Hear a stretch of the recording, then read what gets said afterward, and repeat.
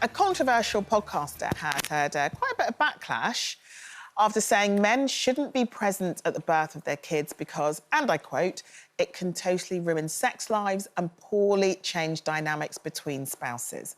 Nadia, is that absolutely outrageous, or can you sort of understand where he's coming from? Well, I think if somebody really is petrified and hates the sight of blood and can't cope. I mean, my mum was in a separate room and had her blood taken, and my dad collapsed and was knocked out. So, like, what use was he going to be in there? And I think sometimes we beg for them to be in there, and actually what we need more is, like, really strong female support. Because if you watch that birthing programme, how often are they going, "Oh, get off me! No, not there! No, don't..." But I think I think what can be even more serious is you can be put off. Now, give me a chance here, it's not the way you think it's going to be. Somebody I know had a home birth and she really insisted on her partner being there, and she was a very sort of woman, you know, full on, you know. There was everything spilling, she was down on her knees, she was groaning, she was having a really natural birth. Sounds like how they made the baby, to be honest. You're not getting turned on again by me, are you? Anyway, and she's down on the floor and she's, like, growling into the ground, and she looked up and she looked at her partner's face and she said, "I looked into his eyes and I went off him."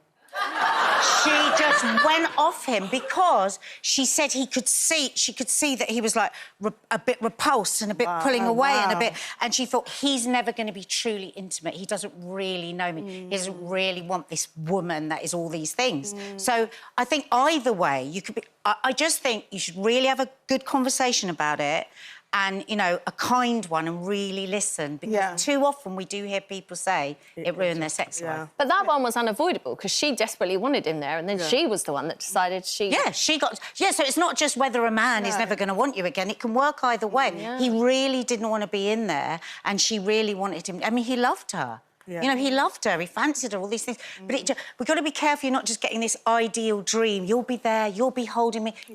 It's mucky. Yeah, it is, and it can emotionally and psychologically affect both men and women. And I just think, or whoever your partner is, but I just think, you know, for me it was non-negotiable. And even though first time round was pretty emotional and hard, and horrible things happened and all that sort of stuff, and it was really difficult health-wise for both me and for Alfie first time round. But despite that, despite the emotional impact it had on me and on Andy, we still wanted to have a second child.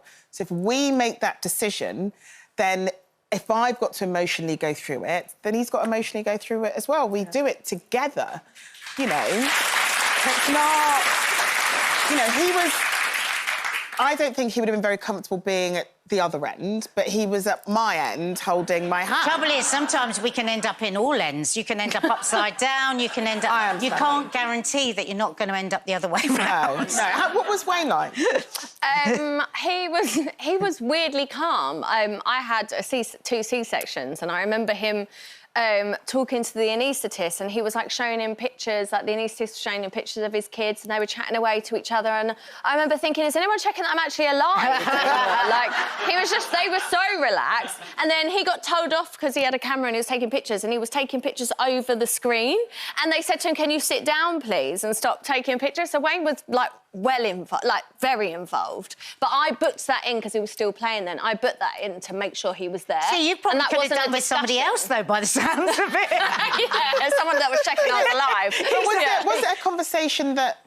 Because maybe, you know, if we're going down sort of Nadia's route, is it a conversation that we should have with our partners about whether or not they do feel comfortable being there? Is that a conversation you had? No, it wasn't. No. But then I was like, we had a conversation about being pregnant, and then once I was pregnant, I realised there was only two really rubbish ways for it to come out. So I feel like if I've got to do that... Well, they both suck, don't they? So I was like, you know, it's got to come out and we'll be there together. But I know that's not a preference. Some people choose to have their sister or their mum or whatever. But for me, it was like, it wasn't a conversation. I booked it in because I knew he wouldn't be playing then and he would be there. Yeah. And there's a very, you know, as we were talking about earlier, Nadia, it wasn't always the man or the partner that was beside a woman when she gave birth. It used to be all women, and you've done it for your friend before, haven't you? Of course, midwives and women would pull together. Yeah. That's how you would birth. Yeah, and I heard what you said, and I really feel for that, but no.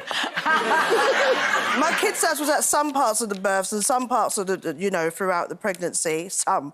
And trust me, sometimes he was annoying and sometimes he was great, but there was no conversation, OK? Because you've been down there when we made the baby, you're going to be there when the baby comes out. I've had to carry it for 9 months, my ankles are swollen, my neck's black and my nose red, you're going to be there. Like, I have to go through the pain. I don't think it's emotional blackmail. I think it's the right to say, in this moment, I need you to be there for me. Only if he's great at it. Are we doing ourselves a disservice as women? Listen, I don't want no more babies, but if I do have another baby with somebody else, he needs to know, unfortunately, you're going to be there. That's just how it is. Holding the leg, whether the foot's dry, you're going to be there.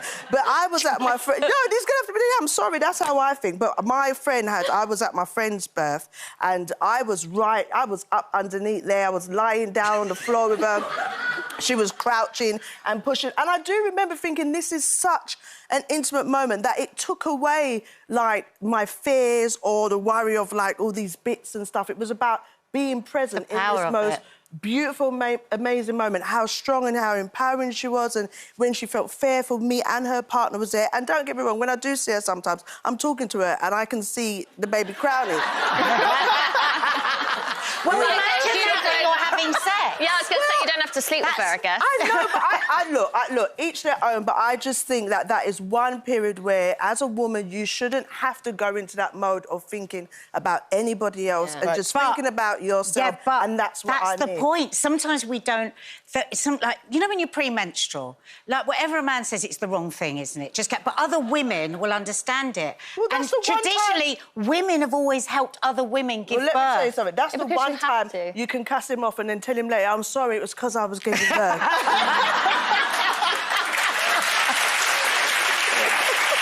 that's what she thinks.